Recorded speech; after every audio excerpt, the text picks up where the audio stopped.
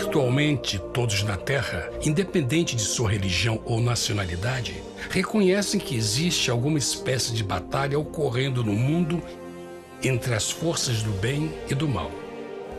Uma luta colossal entre a luz e as trevas, a verdade e o erro, a opressão e a liberdade, o bom e o mal, e finalmente, a vida e a morte.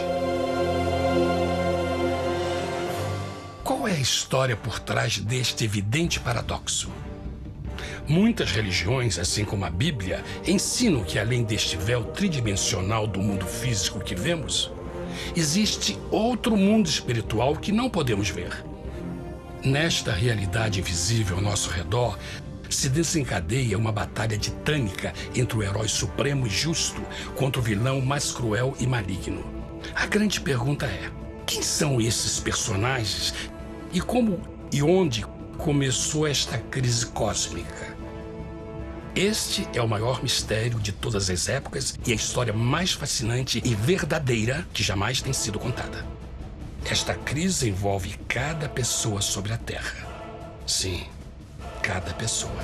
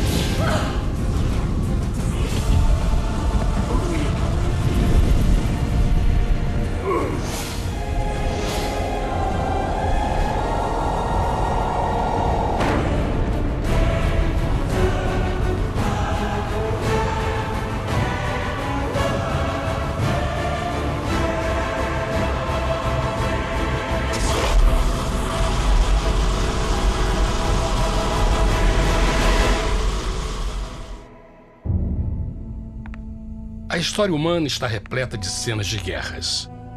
E todas as pessoas já experimentaram conflitos. Mas para entender a origem do mal, devemos viajar ao passado para a Primeira Guerra do Universo. Porque esta guerra não aconteceu na Terra. Antes que o nosso mundo existisse, houve uma guerra no céu. Mesmo as palavras guerra no céu soam como uma contradição. É quase inimaginável para nós que pudesse haver batalhas e conflitos entre as criações de Deus no paraíso. O que pode ter causado este conflito celestial?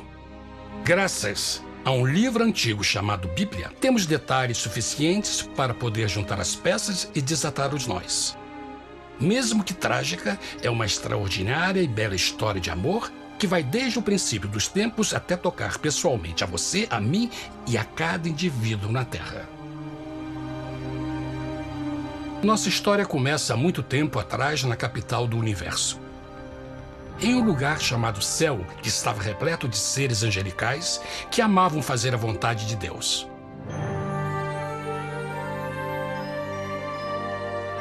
Sob o justo e amoroso governo do Criador, todo o céu desfrutava uma existência de felicidade e perfeita paz.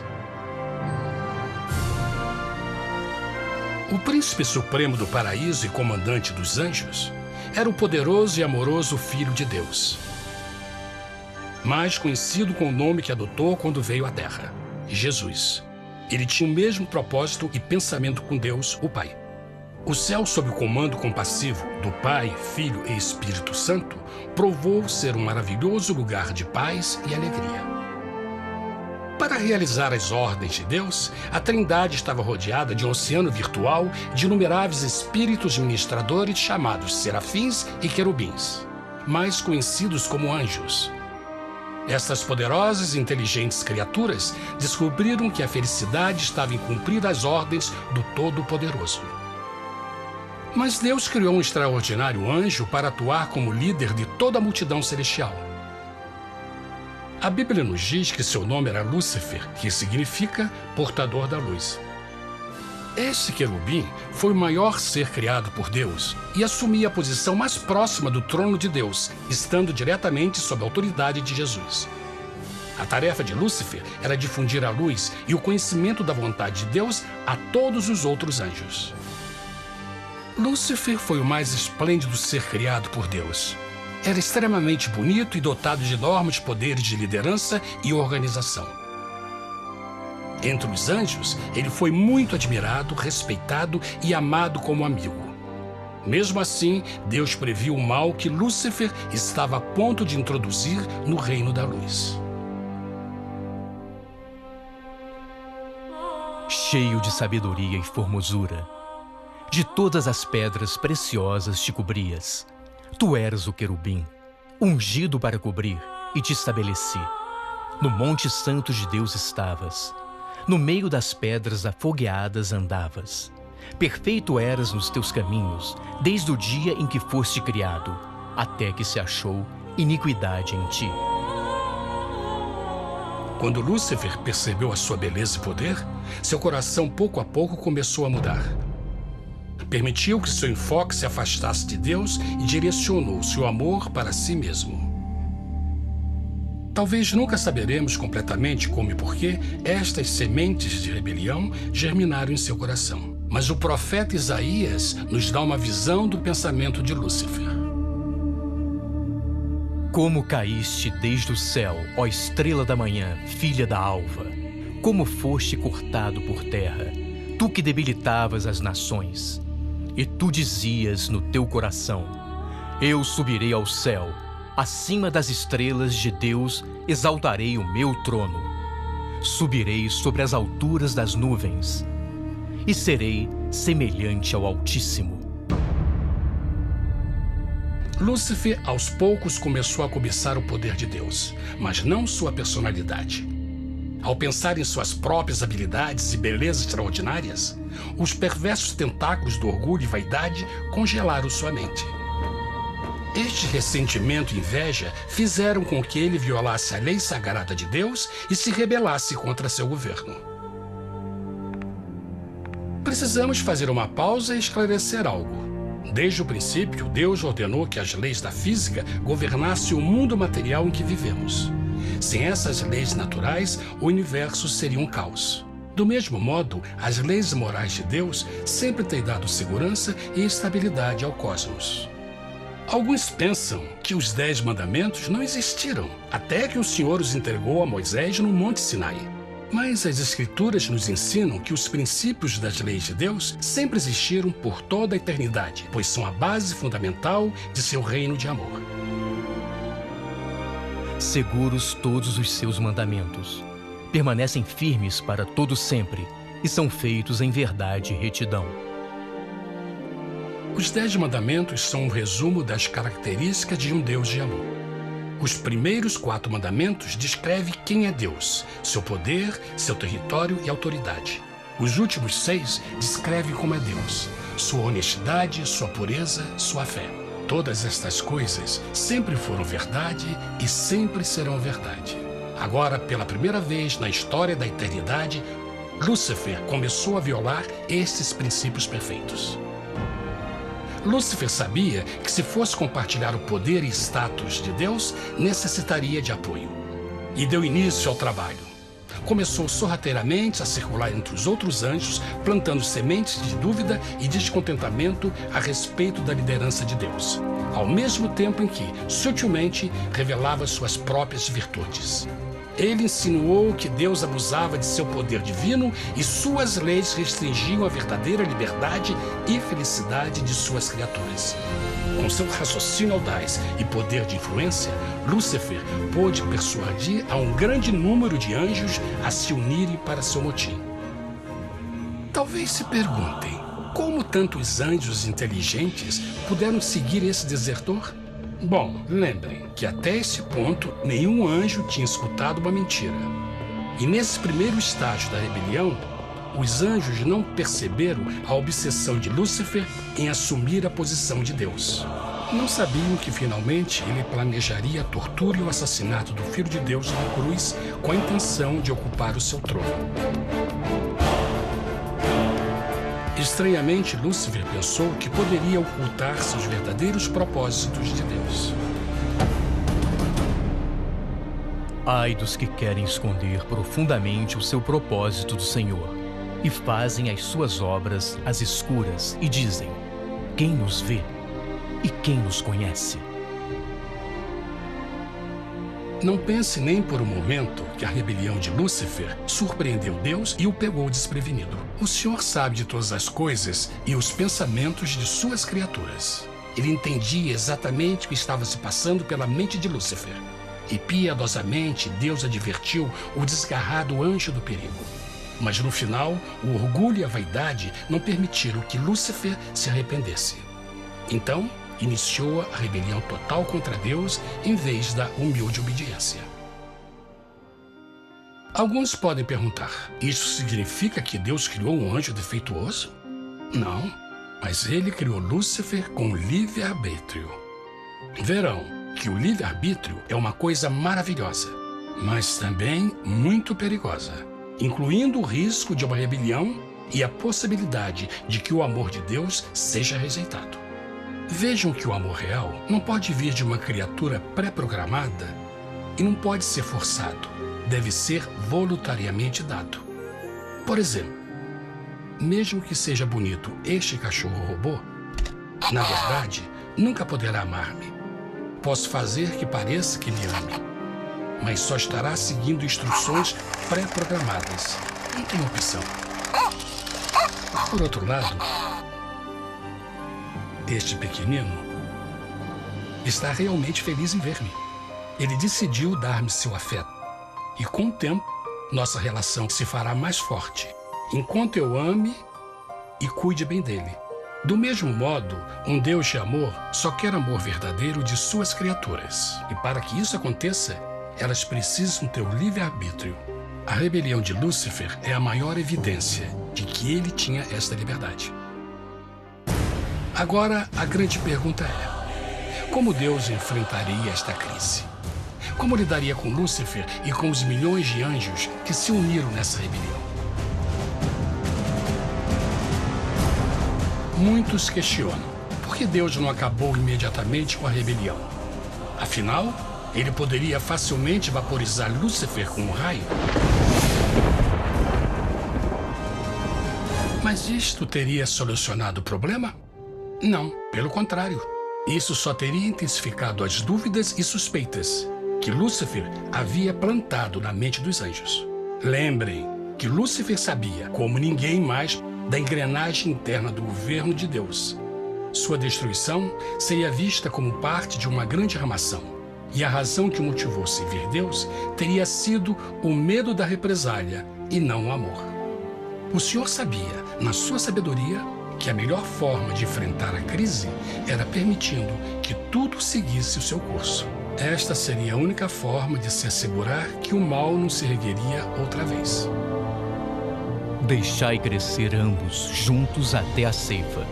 E por ocasião da ceifa, direi aos ceifeiros: colhei primeiro o joio e atai-o em molhos para o queimar, mas o trigo ajuntai-o no meu celeiro. Na parábola do joio e do trigo, Jesus descreve que um tempo de crescimento é necessário para que uma planta revele sua verdadeira natureza. No seu entendimento infinito, Deus sabia que com o tempo, o caráter real de Lúcifer seria exposto e que os amargos frutos de sua rebelião seriam vistos. Até agora, os cidadãos do universo não estavam familiarizados com o pecado e até onde os levaria. Mas isso mudaria quando eles vissem por si mesmos sua terrível natureza autodestrutiva. Afinal, a sabedoria e o amor do governo de Deus seria para sempre confirmado e o universo estaria seguro. Quando Lúcifer e seus seguidores revelaram abertamente sua rebelião, o Senhor soube que não haveria paz se permitisse que eles ficassem no céu. Deveria impor um limite, entrar em ação e enfrentar os rebeldes.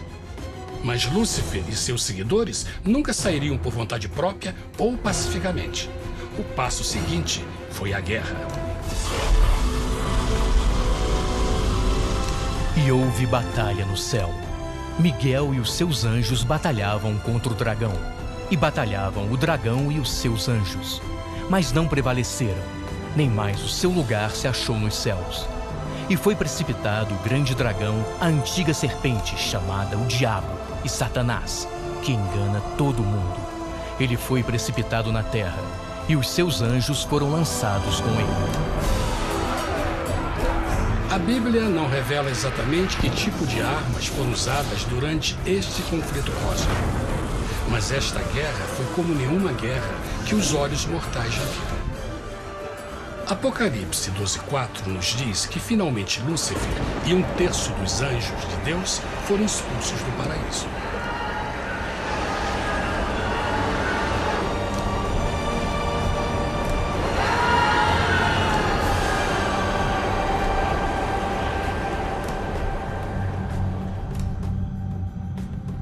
Mas e agora? Lúcifer tinha milhões de anjos ao seu lado, mas precisava de um pedaço de chão para continuar sua rebelião. Rápido, muito rápido, o universo começou a entender o quão doloroso e caro o pecado poderia chegar a ser. Mas a guerra não tinha terminado, apenas começava. Lúcifer, o portador da luz, agora virou Satanás, o adversário.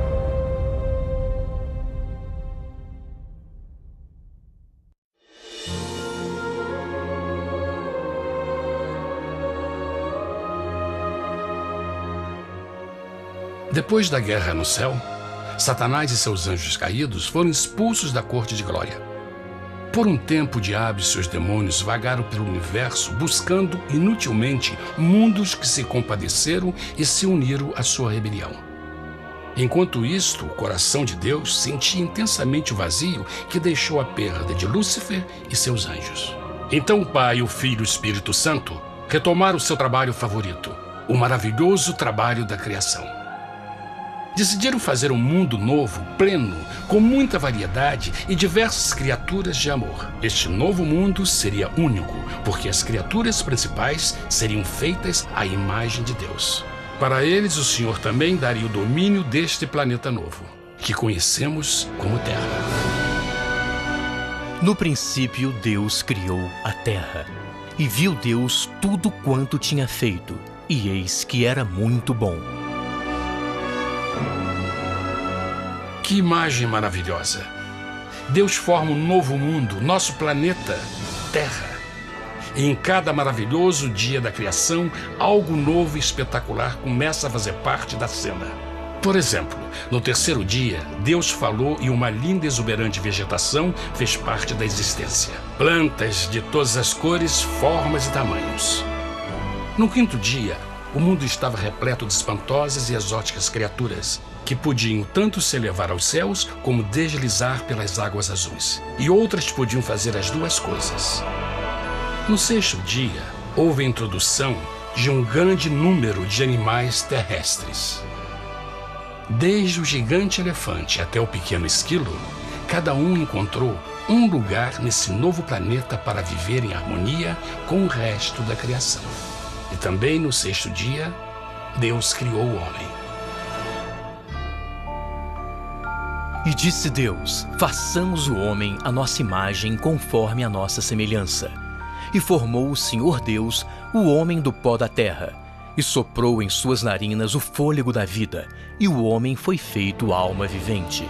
E plantou o Senhor Deus um jardim no Éden, do lado oriental, e pôs ali o homem que tinha formado.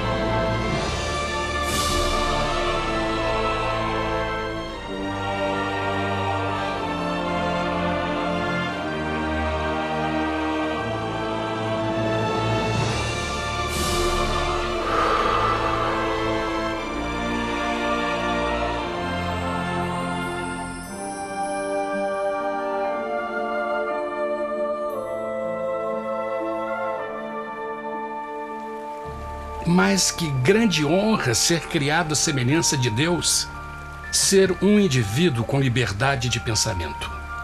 No princípio, o homem não percebia a sua nudez. Provavelmente porque antes do pecado ele estava vestido de glória e luz.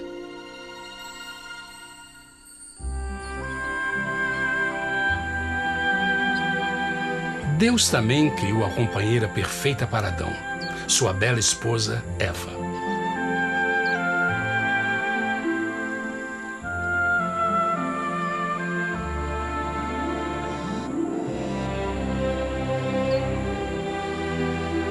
O feliz casal foi colocado em um magnífico jardim perfeitamente projetado para aumentar sua felicidade.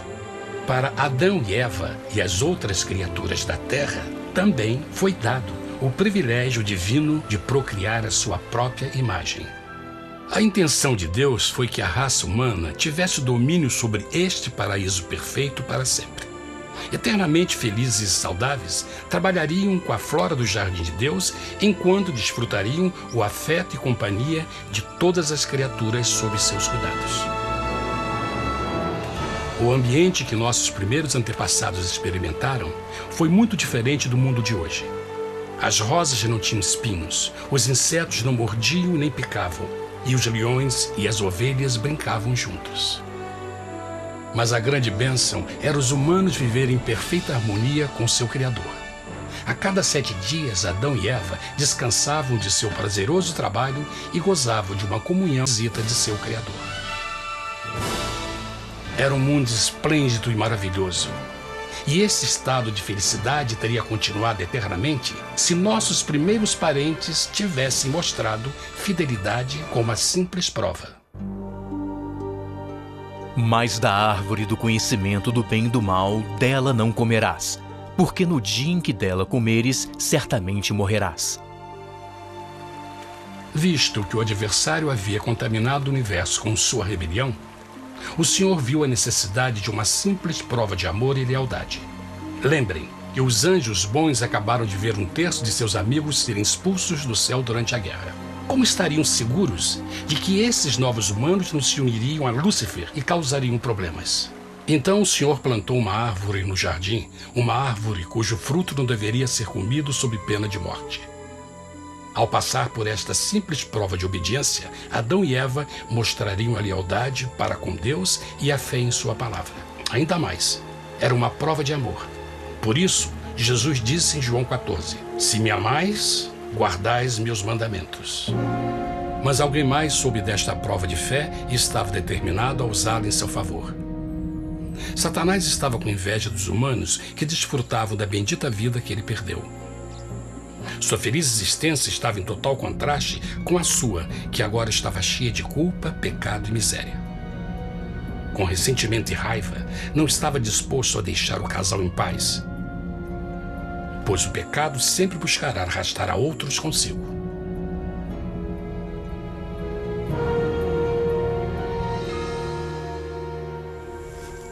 Então um dia, quando Eva estava concentrada em seu agradável trabalho, se viu sozinha e muito perto da árvore proibida. Foi quando Satanás viu sua oportunidade. Através de uma serpente hipnotizante, o anjo caído chamou Eva até a árvore e a envolveu em uma conversação.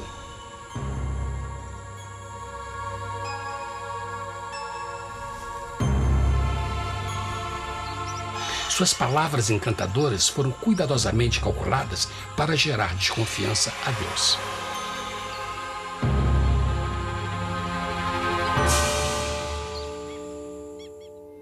A serpente replicou à mulher, de modo algum morrereis. Deus sabe que no dia em que dele comerdes, vossos olhos se abrirão e sereis como Deus, conhecedores do bem e do mal. A mulher notou que a árvore era boa para comer, pois era atraente aos olhos e desejável para alcançar sabedoria. Colheu o seu fruto e comeu. Deu também ao seu marido, que comeu assim como ela. Tragicamente, quando Eva escutou a suave e sedutora voz do tentador, começou a ter certas dúvidas da palavra de Deus. A serpente enganou-o com a promessa de grande poder e sabedoria. Isso chamou sua atenção. Além disso, Aparentemente, o fruto deu à serpente a habilidade de falar. Que outros poderes poderia dar a ela? E mesmo tendo acabado de conhecer a serpente, ela confiou em sua palavra acima da de Deus, quem a criou, e lhe deu um paraíso para viver. Então, Eva comeu o fruto proibido e convenceu seu esposo a fazer o mesmo. Adão poderia ter escolhido ser fiel a Deus, mas colocou seu amor pela esposa acima do seu amor por Deus. Quando os nossos primeiros parentes mostraram lealdade ao inimigo, o domínio da terra foi tomado por Satanás. Não sabeis que, vos oferecendo a alguém para lhe obedecer, vos tornais escravos daquele a quem obedeceis? Ninguém pode servir a dois senhores. Este mundo agora seria o último campo de batalha entre o bem e o mal, e o coração de cada homem e mulher seria o prêmio. Adão e Eva não se deram conta desse tempo, mas seu momento de desconfiança e desafio abriria as comportas do sofrimento de milhões de pessoas durante milhares de anos.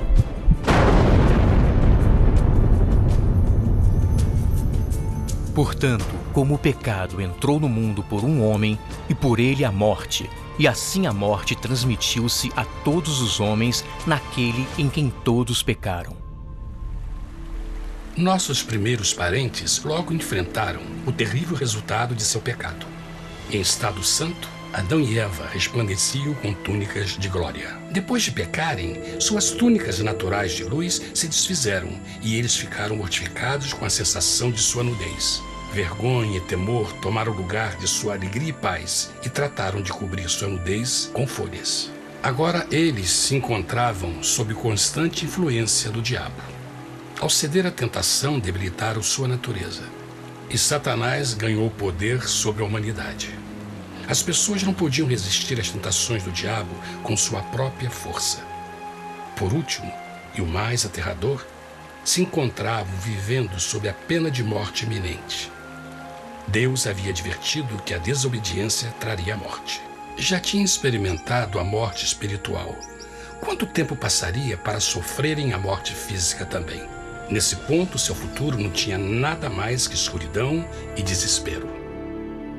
Tendo expulsado o homem, colocou diante do jardim do Éden os querubins com o cintilar da espada flamejante, para guardar o caminho da árvore da vida.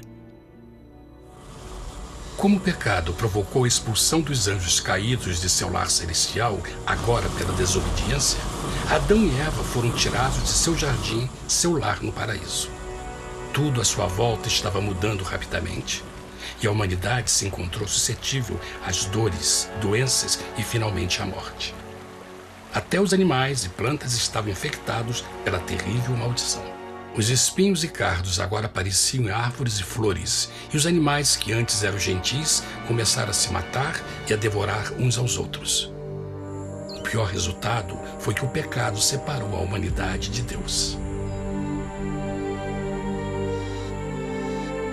Mas vossas iniquidades cavaram um abismo entre vós e vosso Deus. São vossos pecados que ocultaram de vós sua face, para não vos escutar. Na criação, foram dados a Adão e Eva a honra de falar com os anjos, e até com o Filho de Deus cara a cara. Mas Deus é tão puro e santo que nenhum mal pode existir na sua presença. Agora que os primeiros humanos tinham pecado, Deus afastou sua santa presença deles para a sua própria proteção. O pecado tinha queimado uma parte da alma do homem que já não podia ver a dimensão espiritual. Deste momento em diante, a comunicação com o céu seria limitada. Mesmo com todas estas maldições caindo sobre Adão e Eva, o coração do Senhor se encheu de compaixão. A lei que haviam violado não poderia ser alterada para salvá-los, pois é tão sagrada e imutável como Deus mesmo. O Senhor sabia que havia só uma maneira na qual o homem podia se redimir. Então um plano foi revelado, nascido do fundo do coração de Deus.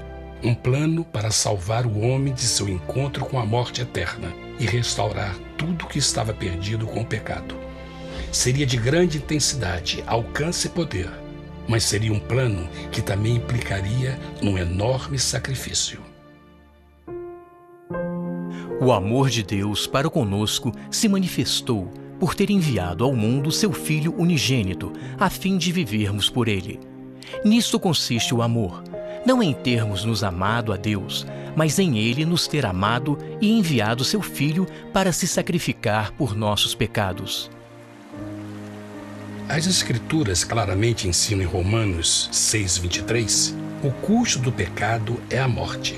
A lei violada demandava a vida do pecador e só tinha um em todo o universo qualificado como substituto da humanidade. O Criador só podia pagar a dívida de suas criaturas tomando seu lugar. Então Jesus Cristo, o Filho de Deus, concordou em deixar a pureza, glória e segurança do céu. Ele viria para morrer em nome do homem em seu malvado e renegado planeta. Ele nasceria como um inocente e indefeso bebê, suportaria uma vida de dor e vergonha e, mesmo assim, viveria uma perfeita e vitoriosa vida. Finalmente, ele teria uma morte humilhante para poder ser o substituto da humanidade caída. Por seu sacrifício, a humanidade incrivelmente receberia uma nova oportunidade de ter a vida eterna. Seu sangue seria o resgate para um mundo raptado por Satanás. Este maravilhoso plano de redenção foi graficamente ilustrado no sistema de sacrifício de animais ordenado por Deus depois da queda do homem. O Senhor tinha avisado Adão e Eva que iriam morrer no dia em que comessem do fruto proibido. E como que permaneceram vivos? A Bíblia nos diz que imediatamente depois do pecado, Deus providenciou roupas na forma de peles de animais. É bom notar que o Apocalipse se refere a Jesus Cristo como a ovelha que foi morta desde o princípio do mundo. Isto indica que uma ovelha foi sacrificada no mesmo dia para prevenir suas mortes imediatas. Pela fé, neste sacrifício, suas mortes foram simbolicamente transferidas deles para a criatura inocente. A ovelha certamente era a representação de Jesus. Assim, um raio de esperança foi dado em uma situação de escuridão e desespero.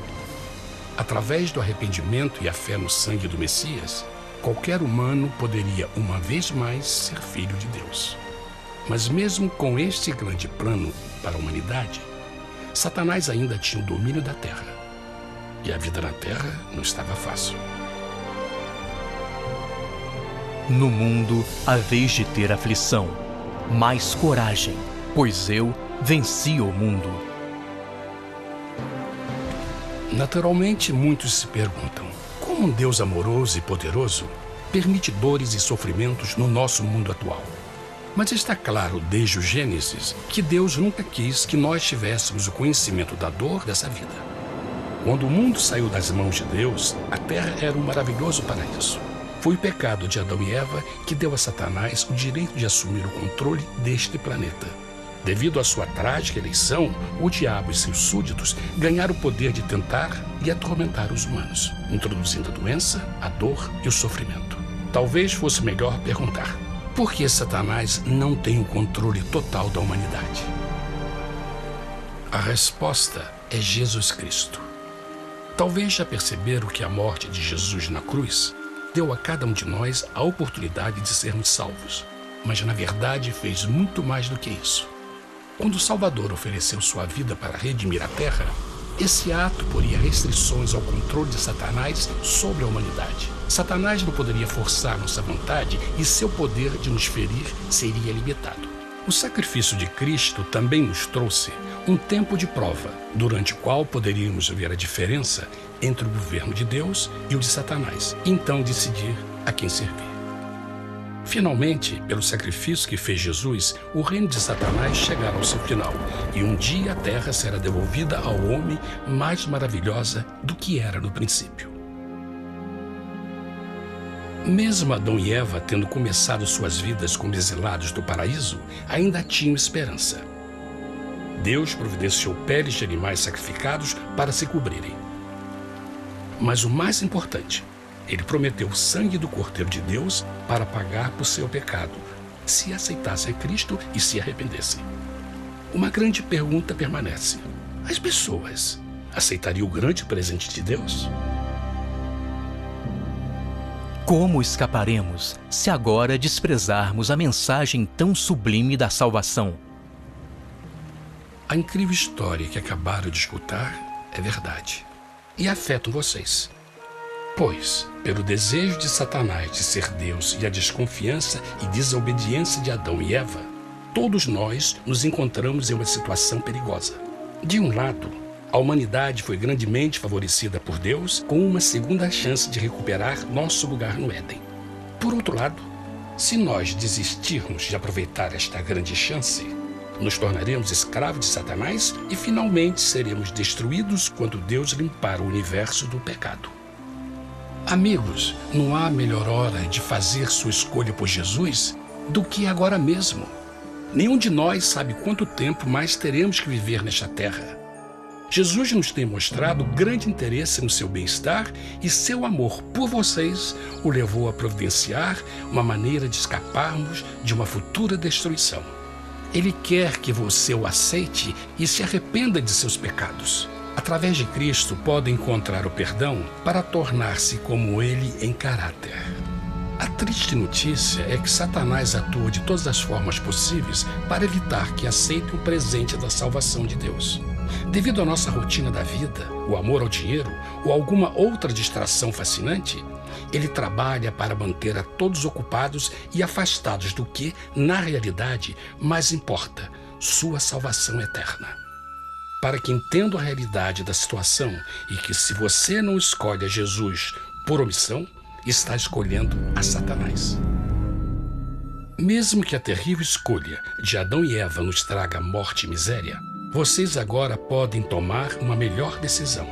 Deus está oferecendo uma paz que satisfaz o anseio mais profundo de sua alma e uma alegria que não encontrará nas atribulações deste mundo. O desejo que tem o coração de Deus é que seja salvo e esteja com Ele no paraíso. Mas o único que pode mantê-lo fora do céu é você. Imagine a tragédia que seria se você recusasse este precioso presente. Você pode decidir hoje e aceitar a salvação que Deus prometeu.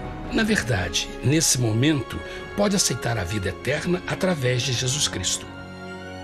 Posso convidá-lo para que acompanhe agora mesmo em uma simples oração, aceitando sua maravilhosa oferta? Por favor, repita depois de mim. Querido Pai Celestial, venho a Ti agora e humildemente pedir Teu perdão.